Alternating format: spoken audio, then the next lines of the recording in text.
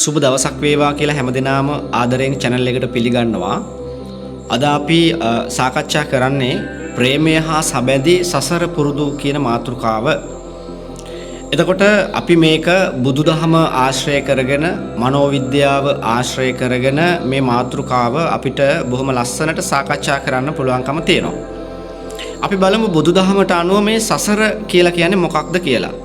බුදුරජාණන් වහන්සේ සසර ගමන අපිට පැහැදිලි කරලා දීලා තියෙන්නේ මේ සසර ගමන කියලා කියන්නේ අනවරාග්‍ර සසර ගමනක්. ඒ කියන්නේ ඉපදෙනවා නැවත මැරෙනවා නැවත ඉපදෙනවා නැවත මැරෙනවා මේක එක එක ලෝකවල අපි කරන කුසල අකුසල කර්මයට අනුව අපේ ජීවිතය ගත වෙනවා.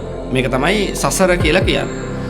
එතකොට එක්තරා ආත්මයක අපි പ്രേත ලෝකේ ඉපදෙනවා, එක්තරා ආත්මවල අපි තිරිසන් ලෝකවල උපදිනවා, සමහර ආත්මවල අපි මනුෂ්‍ය ලෝකේ උපදිනවා, සමහර කාලවල අපි දිව්‍ය ලෝකවල උපදිනවා. ඒ වගේ මේ තල වෙනස් වෙන්නේ අපි කරන හොඳ ගුණධර්ම, හොඳ පුරුදු අපි අපේ චර්යා රටාවත් එක්ක තමයි අපි මේ සසර ගමන හොඳ පැත්තට යහපත් පැත්තට අපි සමීප වෙන්නේ.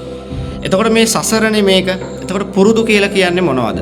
පුරුදු කියලා කියන්නේ අපි ජීවිතේ වැඩි කාලයක් කරන දේවල් වලට අනුව තමයි අපේ සසර ගමනට මේක සම්බන්ධ වෙන්නේ. දැන් උදාහරණයක්, දැන් යම් කිසි කෙනෙක් කතිකත්වය තියෙන කෙනෙක්, කතා කරන්න දක්ෂ කෙනෙක්, අපි හිතමු යා විශ්වවිද්‍යාලයක ලෙක්චර් කෙනෙක් කියලා. එතකොට එයාට දැනුම තියෙන කෙනෙක්, එයා ඒ දැනුම අන් අයට බෙදලා දෙන්න දක්ෂ කෙනෙක්.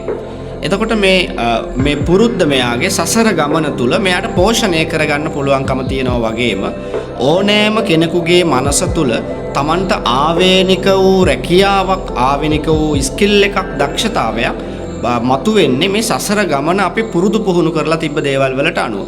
උදාහරණයක්, වෛද්‍යවරයෙක් සමහර වෙලාවට මේ ජීවිතයේදී වෛද්‍යවරයෙක් පෙර සංසාර ගමනේත් වෛද්‍යවරු වෙලා ඉඳලා තියෙන නිසා එයාට එයාගේ සිත යන්නෙම වෛද්‍ය වෘත්තියට. ඒ වගේ තමන් සසරේ පුරුදු කරලා තියෙන හැබිට්ස් කියන ඒවා අපේ සසර ගමනට එකතු වෙනවා. ප්‍රේමය කියන මාතෘකාව අපි කතා කළොත්, ප්‍රේමය කියලා කියන්නේ ආදරය, ආලය කියලා කියන්නේ පාරමිතාවක් කියලා අපි දන්නවනේ. ඇයි ඒකට පාරමිතාවක් කියලා කියන්නේ? ඒකට පාරමිතාවක් කියලා කියන්නේ අදහස් සමාන දෙදෙනෙක් එකතු වීම තමයි ආලය, ප්‍රේමය කියලා කියන්නේ. එතකොට මේ ආදරය කියන එක මේක ෂෙයා කරගන්න එකක් නේ, මේක බෙදා ගන්න එකක්. සමහරු කැමති ආදරය කරන්න, සමහරු කැමති ආදරය ලබන්න, සමහරු මේ දෙකටම කැමති, ආදරය කරන්නත් කැමති, ආදරය ලබන්නත් කැමති. එතකොට සමාන අදහස් තියෙන දෙන්නෙක් එකතු වුණාම ඒගොල්ලන්ට හරි ලස්සනට ජීවත් වෙන්න පුළුවන්. දැන් මේ අද වර්තමානයේ උද්ගත වෙලා තියෙන ලොකු ප්‍රශ්නයක් තමයි, ගොඩක් වෙලාවට අදහස් සමාන බව නෙමෙයි මිනිස්සු මනින්නේ, රූපය තමයි ලස්සනට මනින්නේ. රූපයෙන් තෝරගත්තාම අදහස් අසමාන බව දැනගත්තාම ටික දවසක් එක වහලක් යට ජීවත් වෙනකොට ඒගොල්ලෝ වෙන් වෙන තැනට කාලාන්තරයක් යද්දී සිදු වෙනවා. ඇයි ඒගොල්ලන්ගේ රූපය නිසා, ඒගොල්ලන්ගේ ධනය නිසා ඒගොල්ලන්ට ජීවත් වෙන්න පුළුවන් කියන මාතෘකාවට ඇවිල්ලා ඒගොල්ලෝ ජීවත් වෙනකොට ඒගොල්ලන්ගේ අදහස් සමාන නැති නිසා ඒගොල්ලෝ අදහස් අසමාන භාවයේ සිදු වෙනකොට ඒගොල්ලෝ ඩිවෝස් වෙන තැනටපත් වෙනවා. ඔන්න ඕක තමයි අද වර්තමානයේ තුල මේ ඩිවෝස් වෙන්න ප්‍රධාන හේතුවක් බවට පත් වෙන්නේ. එතකොට අපි මේක ධර්මයෙන් විසඳගත්තොත්, බුදුන් වහන්සේගේ ධර්මයෙන් බුදුන් වහන්සේ දේශනා කරලා තියෙනවා, දවසක් දේශනා කරනවා සාරිපුත්ත හාමුදුරුවෝ පෙන්නලා. සාරිපුත්ත හාමුදුරුවෝ කියන්නේ බුදුරජාණන් වහන්සේගේ අග්‍ර ශ්‍රාවකයන් වහන්සේ නමක්. උන්වහන්සේ බුදුහාඳුරන්ට දෙවෙනි ප්‍රඥාවන්තයින්ගෙන් අගතැම්පත් කෙනෙක්. ඊටාම ඥානවන්ත ප්‍රඥාවන්ත කෙනෙක්. උන්වහන්සේ සසර පුරුදු කරපු පාරමිතාවක්. එතකොට මේ සාරිපුත්ත හාමුදුරුවෝ පෙන්නලා කියනවා, අර සාරිපුත්ත කියලා කියන්නේ ඥානවන්ත භික්ෂුවක්. සාරිපුත්ත ආශ්‍රය නිස්සය කරන අයත් හරිම ඥානවන්ත පිරිසක් කියලා බුදුන් වහන්සේ නිගමනය කරනවා. ආනන්ද ස්වාමීන් වහන්සේ පෙන්නලා භික්ෂුන් වහන්සේලාට කියනවා, අර ආනන්ද කියලා කියන්නේ ධර්ම භාණ්ඩාගාරික භික්ෂුවක්. ඔය ආනන්ද ඇසුරු නිසුරු කරන්නේ හරිම ඥානවන්ත, මතක ශක්තිය ඇති පිරිසක් තමයි යා වටා ඉන්නේ. ඒ වගේ අපේ ජීවිතේ වටා අදහස් සමාන මිනිස්සුන්ට අදහස් සමාන මිනිස්සු අපිත් එක්ක එකතු වෙනවා. එතකොට පෞල් ජීවිතයක් ගත කරනකොටත් අදහස් සමාන මිනිස්සු එකතු වෙනවා, අදහස් අසමාන මිනිස්සු අපෙන් වෙන් වෙලා යනවා. ඒක තමයි ඇත්තම කතාව. ඊළඟට සමහර වෙලාවට දැන් බලන්න දැන් අපි ජ්‍යොතිෂ විෂය මේකට එකතු කරගත්තොත් සමහර වෙලාවට කේන්දර බලලා ගැලපෙන අය සමහර වෙලාවට අදහස් අසමාන නිසා ඒගොල්ලෝ ඩිවෝර්ස් වෙන තැනටපත් වෙනවා. ඒතකොට කේන්දරෙන් අපිට මනින්න පුළුවන් පොඩි සාක්ෂි ටිකක් තියෙනවා. නමුත් කේන්දරයෙන් නෙමෙයි අපිට මනින්න පුළුවන් ඒගොල්ලන්ගේ අදහස් සමාන නම් ඒගොල්ලෝ හිතන විදිහ එක නම් දැන් බුදුහාඳුරු කියලා තියෙනවා දේවින් දේවියා සද්ධින් සංවසති. දෙවියෙක් දෙවගණක් එක්ක ඉන්නෝ වගේ පෞල් ජීවිතය ගත කරන්න කියලා. එතකොට බලන්න කොච්චර ලස්සනයිද කියලා මේක. එතකොට දෙවියෙක් දෙවගණක් එක්ක ඉන්නවා වගේ. ඒගොල්ලෝ අතරේ ආරවුල් නැහැ. ඒගොල්ලෝ අතරේ සිත් බිඳවීම නැහැ. ඒගොල්ලන් සිත් බිඳගන්නේ නැහැ. ඒගොල්ලෝ එකිනෙකාට ඒගොල්ලන් අතරේ වෛරය ඇති කරගන්නේ නැහැ. හරි සාමකාමී ජීවිතයක් නේ ඒගොල්ලෝ ගත කරන්නේ. අන්න ඒ වගේ පෞල් ජීවිතය ගත කරන්න කියලා බුදුහාමුදුරුවෝ මේ මිනිස්සුන්ට කියලා දෙනවා. එතකොට අපි අද වර්තමානයේ ඒක වෙලා නැහැ. සමහර වෙලාවට අද වර්තමානයේ යක්ෂයෙක් එක්ක දෙවඟනක් ඉන්නවා එක්ක දෙව් කුමාරයෙක් එක්ක යක්ෂණියක් ඉන්නවා. මෙන්න මේ වගේ තැනටනේ අදපත් වෙලා තියෙන්නේ. ඒකට හේතුව ඒගොල්ලන්ගේ අදහස් අසමාන බව නිසා ඒගොල්ලන්ට මේ ප්‍රේමය කියන සංකේතය විවාහ වෙන තුරු පමණක් ඒගොල්ලන්ගේ ප්‍රේමය විඳිනවා. ඉන් පස්සේ ඒගොල්ලෝ සාමාන්‍ය ලෝකෙ මිනිස්සු වගේ සාමාන්‍ය විදිහට ගත කරනවා. ඇත්තටම ආදරය කියන්නේ ඒක නෙමෙයි. ආලය කියලා කියන්නේ පාරමිතාවක් නම් ජීවිත කාලෙම විඳින්න පුළුවන් එකක් වෙන්න ඕනනේ පාරමිතාවක් වුණාම. එතකොට මේක ජීවිත කාලෙම විඳින්න අදහස් සමාන අයට එකතු වුණාම ඒගොල්ලෝ හැමදාම ජීවිතේ සතුටින් ගත කරන්න ඕන. ඒගොල්ලෝ අදහස් සමාන නම්.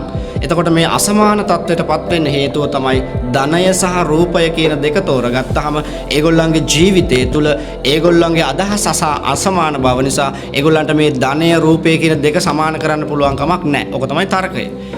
එනිසා මේ ආදරය කියන පාරමිතාව සම්පූර්ණ කරන්න ලෝකෙ මිනිස්සුන්ට දෙවියෙක් දෙවඟනක් එක්ක ඉන්නවා කියන ආකල්පයට ඇවිල්ලා දැන් නෝන පත්තරයක් බලනකොට මහත්තයා ෆිල්ම් එකක් බලනකොට ඒක ගැලපෙන්නේ නැහනේ. මහත්තයා ෆිල්ම් එකක් බලනවා නම් නෝන පත්තරේ බලනවා නම් භාර්යාව දෙන්නටම පොතක් කියවන්න පුළුවන් තැනට එන්න පුළුවන් නම් අන්න ඒ දෙන්නගේ අදහස් සමානයි.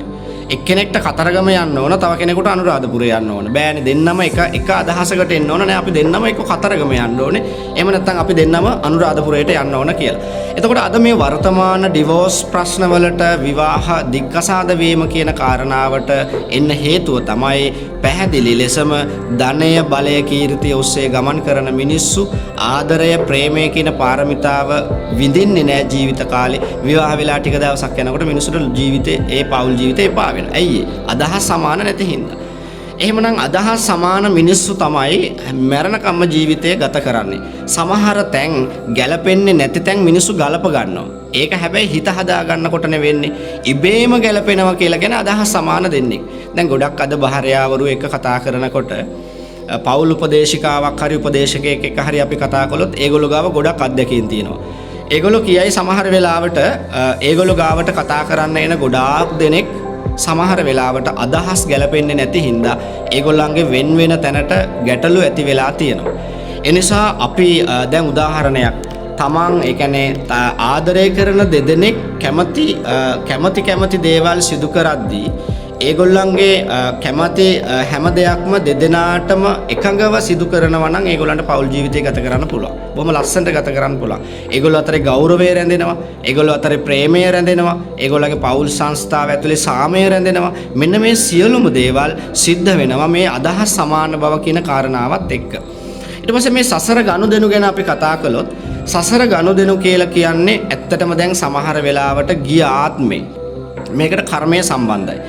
ගිය ආත්මේ යම් කිසි කෙනෙක් කාගේ හරි සිතක් රිදවලා එයාට ඒ කෙනාට මොන හරි ඇරියස් එකක් ඉතිරි කළොත් ඒ කියන්නේ අපි බුදුදහමෙන් කිව්වොත් පාපයක් ඉතුරු කරලා මරණයටපත් වුනොත් ඒක සමහර වෙලාවට ඊළඟ භවයට අපි අරගෙන යනවා.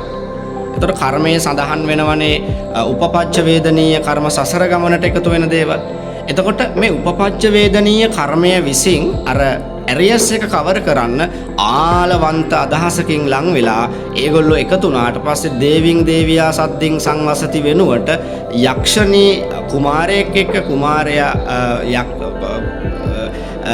කුමාරයා යක්ෂණියක් එක්කත් ඒ වගේම දිව්‍යාංගනාව යක්ෂයෙක් එක්ක කියන මෙන්න මේ තැනටපත් වෙන තැනට ඇවිල්ලා තියෙන අර සසර ගනුදෙනුව ප්‍රියවන්න කියන තැනට. දැන් සමහර වෙලාවට අපිට හමු වෙන දෙමව්පියෝ ලෝකෙ මිනිස්සුන්ගේ සමහර දෙමව්පියෝ ඉන්නවා හරි ආදරෙන් දරුවෝ හදනවා වගේම සමහර වෙලාවට දරුවෝ උස මහත් වුනහම දරුවන්ට නිතරම ඉරිෂ්‍යාව, වෛරය, දරුවෝ කරන වැරදි සියල්ලම වැරදි බවට සපත කරන තමන්ගේ දරුවෝ නුරුස්සර ස්වභාවයට පත්වන සසර ඇරියස් කවර කරන දෙමව්පියෝ අපිට හම්බ වෙනවා. ඒ වගේම සසර ඇරියස් කවර කරන භාර්යාවරු, ස්වාමි පුරුෂයන්, ඥාතීන් මේ වගේ අවට මිතුරන් ආදී වශයෙන් මේ සසර ඇරියස් ඉතුරු කරන අය අපිට හම්බුනහම ඒගොල්ලෝ අපිට හානියක් කරලා තමයි ඒගොල්ලෝ නැවත යන්නේ.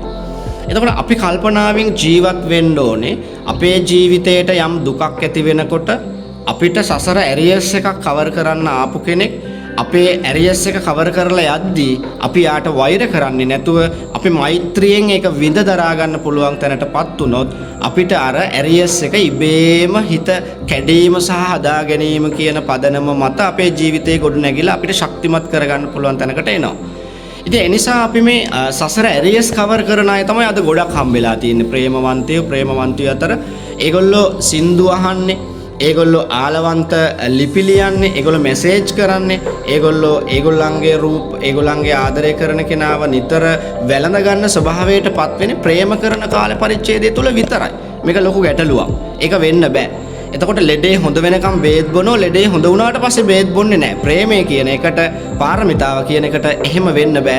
ජීවිත කාලෙම මරණයත් එක්ම අත්වැල් බැඳගෙන යන්න පුළුවන් නම් අන්න ඒක තමයි නියම පාරමිතාව, නියම ප්‍රේමය, නියම ආලය කියලා කියන්නේ. එතකොට අද වර්තමානයේ දරුවෝ හම්බ වෙනකොට, දරුවෝ හම්බ වෙලා වගකීම් බෙදලා යනකොට මිනිස්සු අතරේ ආදරය, ප්‍රේමය කියන එකක් ඇහුණත් මතක නැහැ මිනිසුන්ට. දන්නේත් නැහැ. ඒ මිනිස්සු ඒක විඳින්න එහෙම එකක් වින්දද කියලාවත් දන්නේ නැහැ. එහෙම වෙන්න බෑ. සැබෑම ස්වභාවය තමයි මැරෙනතුරු අත් දෙක අල්ලගෙන එකට සමගියෙන් ජීවිතයේ අවසාන ගමනත් යන්න පුළුවන් නම් ඒක තමයි ප්‍රේමය හා සැමදි සසර පුරුදු සහ සසර ගමන කියන කතාවට අපිට එන්න පුළුවන්කම තියෙනවා. එතකොට අපිට මේකට ගන්න පුළුවන් සිද්ධාර්ථ යශෝදරාවගේ ජීවිත කතාව. එතකොට අපි දන්නවා සිද්ධාර්ථ යශෝදරාවගේ ජීවිත කතාව තුළ ඇරියස් කවර් කරලා නැහැනේ. උන්වහන්සේ බුදු වෙනවා කියලා දැනගෙන, උන්වහන්සේ දුක්සර ක්‍රියා කරනවා කියලා දැනගෙන යශෝදරාව මොකද කළේ? ඒක ඇඳුමක් විතරක් ඇඳා. උන්වහන්සේ ආහාර අඩුවෙන් ගන්නවා කියලා දැනගෙන, උන්වහන්සේ බොහොම අඩුවෙන් ආහාර ගන්නවා කියලා දැනගත්තට පස්සේ යශෝදරාව එක වේලකට ආහාර වේල අඩු කළා. ඒ වගේම දරුවා ලැබිලා උන්වහන්සේ අබිනික්මන් කළාට පස්සේ උන්වහන්සේගේ ජීවිතයේ වෙච්ච හැම පරිවර්තනයකම යශෝදරාව තමන්ගේ ජීවිතය තුළ පරිවර්තනය වුණා. එතකොට හදවතින් තමාගේ ස්වාමි පුරුෂයා තමන් ගාව ජීවත් වෙද්දී ඉන්නෝ වගේම ස්වාමි පුරුෂයා හැර ගියත් අර හදවත තුල ස්වාමි පුරුෂයා සජීවීව ජීවත් වෙනවා නම් අන්න එයා අදහස් සමාන තමන්ගේ සසර පාරමිතාව කියන කාරණාවට අපිට එන්න පුළුවන්. දැන් එතකොට අර පාරමිතාව සම්පූර්ණ වෙච්ච කෙනෙක් නේ සිද්ධාර්ථ යශෝදරාව කියන්නේ. එතකොට මේක අපි ජාතක කතාව පැත්තට හැරිලා බැලුවොත් ජාතක කතාවලත් සඳහන් වෙනවා සිද්ධාර්ථ යශෝදරාව මේ දෙදෙනා හැම ආත්ම භාවයකම බොහෝ කොට එකතු වෙලා බොහොම සමගියෙන් සාමයෙන් ජීවත් වෙච්ච සසර ගමනේදී එකතු වෙලා හිටපු අය. මෙන්න මෙහෙම අය ජීවිතය ගත කරන්නේ හරිම ලස්සනට සාමය සමගිය ඇතිව හැමදාටම ජීවිතේ විඳිනවා ඒගොල්ලෝ එකත් එක්ක. එහෙමනම් අන්න ඒ වගේ තැනකට මේ වර්තමාන සමාජය ගේන්න බැරි වෙන්න හේතුව අර අපි කියපු භෞතික සාධකත් එක්ක. මොකද්ද? රූපය සහ ධනය කියන කාරණාවත් එක්ක තමයි මේ කාරණාව එකතු වෙලා යන්නේ. එතකොට අපේ ජීවිතය අපිට අවශ්‍ය පරිදි ගත කරන්න අපිට සමාන අදහස් තියන අය එකතු කරගත්තොත් හැමදාම ජීවිතේ විඳින්න පුළුවන්කම තියෙනවා. සමහර වෙලාවට සසර ගමන තුල බැලුවොත් එහෙම අයගේ සසර ගමන ඒගොල්ලෝ නැවත නැවත හමු වෙච්ච අය. ඉතින් ඒ නිසා අපි බුදුදහමට අනුව අපි නැවත නැවත මේ සංසාරේ හමු වෙනවනේ හැමෝම. ඒ කියන්නේ බුදුහාමුදුරන්ගේ අදහසට අනුව අම්මා තාත්තා වෙලා නොවෙච්ච කෙනෙක් මේ සංසාරේ නැහැ. භාර්යාව වෙලා නොයෙච්ච කෙනෙක් නැහැ. ඥාති වෙලා නොයෙච්ච කෙනෙක් නැහැ. එහෙමනම් එච්චර පුරුදු සංසාර ගමනක අපිට සුදුසු අය අපි තෝරගන්න දක්ෂ වුණොත් හැමදාටම ඊටාම හොඳින් ඊටාම යහපත් ලෙස විඳින්න පුළුවන් කෙනෙක්ව ලං කරගත්තම අපේ ජීවිතයත් ප්‍රේමයට සසර බඳ සමතතා එකතු වෙච්ච ප්‍රේමයක් බවට පත් කරගන්න පුළුවන්කම තියෙනවා. ඒකට හොඳම උපමාව තමයි සිද්ධාර්ථ යශෝදරාවගේ ආදර කතන්දරය. ඉතින් ඒ නිසා අපේ ජීවිතයත් අපි සමහර වෙලාවට අපේ ඇරියස් කවර් කරන මිනිස්සු අපට හම්බ වුණොත් අපිට දුකක් දීලා අපේ ජීවිතය තුලින් පලා යනවා. ඇත්තටම එහෙම වෙන්නේ අපේ ජීවිතේ හොඳක් වෙන්නේ එකකින්. අපිට දැනෙන්නේ ඒක නරකක් ලෙස. ඒ වුණාට අපේ සසර ඇරියස් කවර් කරලා යන අයට අපි යන්න දීලා අපේ ජීවිතේ අපි නිවා ගත්තාම සමහර වෙලාවට සිද්ධාර්ථ යශෝදරාවගේ ආදර කතාවට අපිට එකතු වෙන්න පුළුවන්. අපි ඥානවන්ත ලෙස අපේ පාරමිතාව අපි සම්පූර්ණ කරගත්තොත්. හැබැයි වැරදි වැඩ කරන කෙනෙක්, සමදතා ගොඩක් තියෙන කෙනෙක්, ප්‍රේමය ආලය කියන එක ගොඩක් දෙනෙකුට මේක ෂෙයා කරගන්න බෑනේ. එතකොට ඒක අවංක ප්‍රේමයක් සමදතාවයක් වෙන්න බෑ. එතනට කාමය කියන අදහස නෙන්නේ. හැබැයි යම් කෙනෙක් තමන් එකම කෙනෙක් මැත්තේම සසර පුරුද්දත් එක්කම එකතු වෙනවා නම්, දෙදෙනාම එකම විදිහට හිතනවා නම්, දෙදෙනාම සිල්වත් වෙන්න ඕනේ, දෙදෙනාම ත්‍යාගවන්ත වෙන්න ඕනේ, දෙදෙනාම ගුණවත් වෙන්න ඕනේ, දෙදෙනාගේම අදහස් සමාන වෙන්න ඕන. මෙන්න මේ ගුණ ධර්ම ටික එකතු වෙනකොට ප්‍රේමය හා සමදි සසර පුරුදු අපිට එකතු කරගෙන ලස්සනට ජීවත් වෙන්න පුළුවන්කම තියෙනවා. ඒ නිසා අපි සමාජයට අලුත් අදහසක් ඉදිරිපත් කරනවා. අද වර්තමානයේ සිදුවෙන මේ මහා ඛේදනීය තත්වය වෙනුවට අපිත් අර සිද්ධාර්ථ යශෝදරා වගේ අදහස් සමාන අදහස් අය අපි එකතු කරගෙන අපේ ජීවිතේ ලස්සනට ජීවත් වෙන්න අපි හැමෝම අදිෂ්ඨාන කරගන්න ඕන. හැම දිනාටම සුබ දවසක් කියලා ප්‍රාර්ථනා කරනවා.